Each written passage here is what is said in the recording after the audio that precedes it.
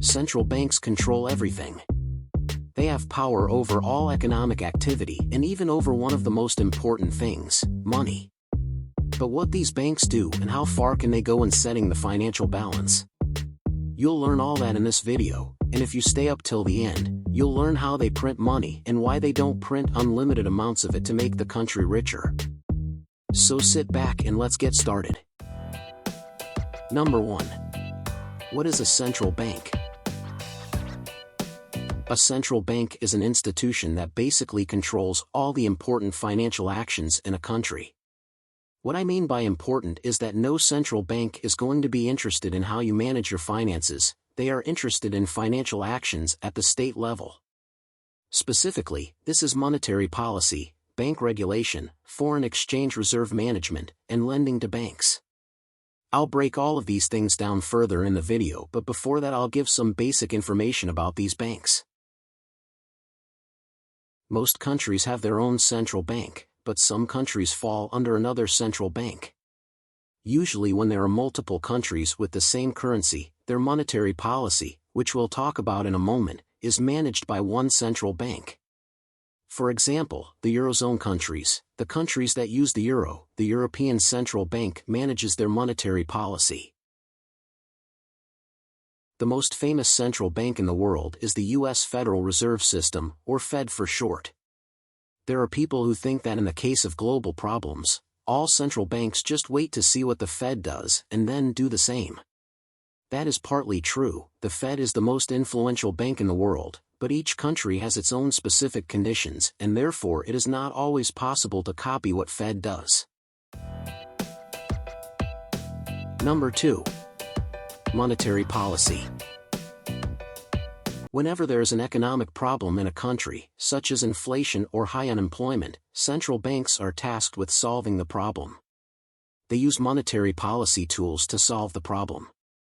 The tools of monetary policy are lowering and raising interest rates, buying and selling government bonds, raising and lowering reserve requirements, and lastly quantitative easing. To understand this correctly, these 4 points are monetary policy. Raising and lowering interest rates is used when the central bank wants to reduce or increase inflation or deflation. When it raises interest rates it weakens inflation, and when it lowers them it boosts inflation. By buying and selling government bonds, the central bank controls the amount of money in circulation. Buying government bonds increases the amount of money in the economy and selling them decreases the amount of money in the economy. By raising and lowering the reserve requirement for commercial banks, it influences how much money banks can lend. By increasing the reserve, it reduces the amount of money banks can lend, and conversely, by reducing the reserve, it increases the amount of money they can lend.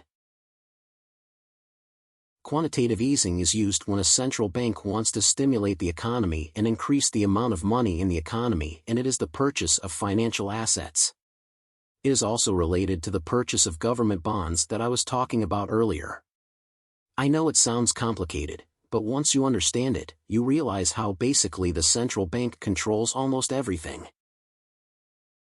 Monetary policy is quite a big topic and I think I could do a whole video on it if you're interested. So if you want such a video, be sure to post it in the comments, and now let's move on. Number 3. Regulation of banks. The central bank is not called central for no reason, it is called so because it is superior to the normal banks. It controls their activities and carries out regular inspections. It also sets rules and standards for banks to follow. There have been cases in the past where banks have got into serious trouble because of accounting irregularities.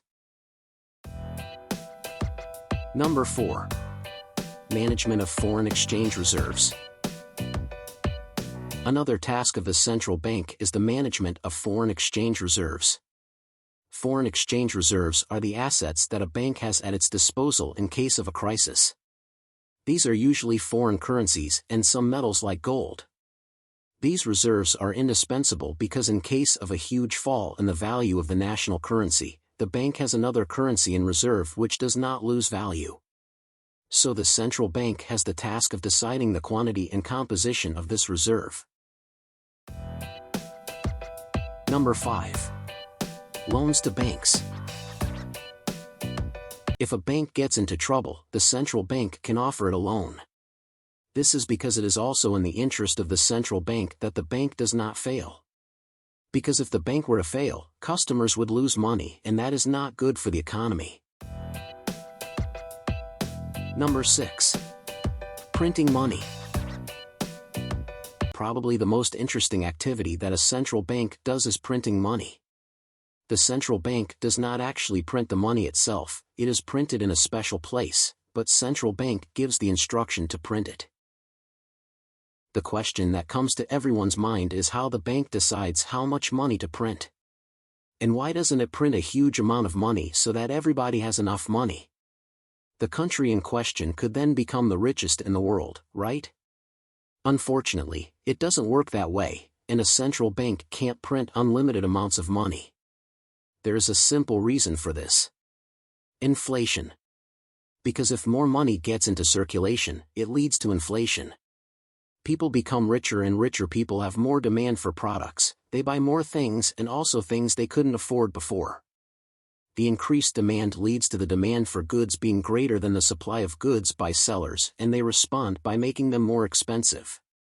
So printing more money will not make the population richer in the long run. And unnecessarily causing inflation is foolish because it can have long-term negative effects. If you don't know what negative effects inflation can have or want to learn more about it, I have a whole video on the topic, link in the description. So printing unlimited amounts of money is stupid, and that's why central banks don't do it. Number 7. The importance of central banks. As you may have gathered by now, central banks are really important. They do a lot of important things that have already been talked about, but because there are so many, I'm going to do a summary. The most important things central banks do are monetary policy, controlling banks, managing reserves, lending to banks, and printing money. Their goal is to keep nation economy stabilized and if happens some kind of economic problem to solve it as fast as possible with minimal effects on economy and inhabitants. That's all about central banks for me for today. If you liked the video, please give a like, and if you don't want to miss more such videos, please subscribe. You will find more interesting videos on my channel. Thanks for watching and see you next time.